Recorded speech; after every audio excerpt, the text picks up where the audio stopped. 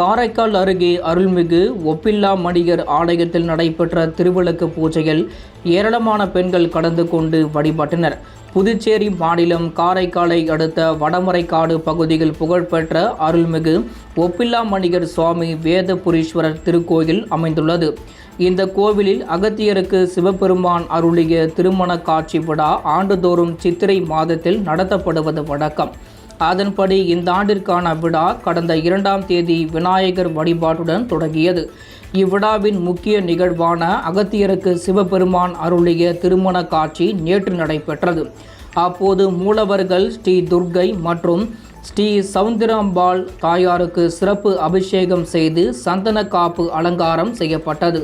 இதனைத் தொடர்ந்து தீபாராதனை காண்பிக்கப்பட்டு பக்தர்கள் தரிசனத்திற்கு அனுமதிக்கப்பட்டனர். இரவு நடைபெற்ற திருவிளக்கு பூஜையில் 200க்கும் மேற்பட்ட பெண்கள் கலந்து கொண்டு குத்து விளக்கை அம்மனாக பாவித்து பூஜை செய்து வழிபட்டனர். விளக்கு பூஜை முன்னிட்டு உற்சவர் ஸ்ரீ சவுந்தராம்பாள் மற்றும் ஸ்ரீ துர்க்கையம்மன் பூரண அலங்காரத்தில் தனி மேடையில் எழுந்தருளி பக்தர்களுக்கு அருள் பாலித்தனர். இதில் ஏராளமான பக்தர்கள் கலந்து கொண்டு சுவாமி தரிசனம் செய்தனர்.